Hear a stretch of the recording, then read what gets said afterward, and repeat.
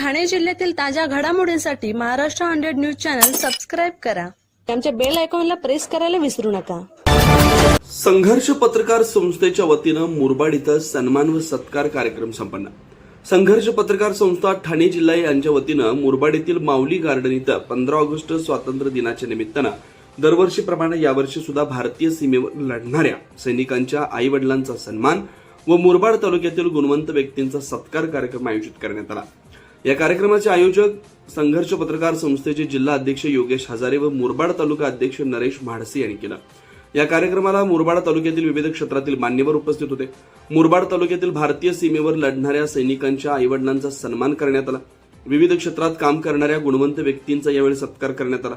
कार्यक्रमाला मुरबाड तालुक्यातील ठाणे जिल्हा परिषदेचे माजी सदस्य उल्हास बांगर, प्रवचनकार मधुकर महाराज, मलिक, शिवसेना उद्धव बाळासाहेब ठाकरे पक्षाच्या ठाणे जिल्हा महिला संघटिका रेखा कंटे, रामभाऊ दळवी, उपाध्यक्ष ठाणे जिल्हा भाजपा, राष्ट्रीय काँग्रेस पक्ष ठाणे जिल्हा अध्यक्ष चेतन सिंग पवार, कल्पना पवार, उद्योजक सुरेंद्र तेलवणे, लक्ष्मण सरनिंगे, चारुशिला गायकर, तानाजी घागस, मंगेश भुसारी, शरद सूर्यराव, सुरेश बांगर तसेच सामाजिक, राजकीय, धार्मिक, वैद्यकीय क्षेत्रातील मान्यवर उपस्थित होते.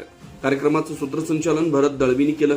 संघर्ष पत्रकार संस्था ही ठाणे जिल्ह्यात कार्यरत असून विविध तालुक्यात काम करते. मुरबाड तालुक्यात दरवर्षी 15 ऑगस्ट स्वातंत्र्य दिनानिमित्त या कार्यक्रमाचं आयोजन करण्यात आलं आहे.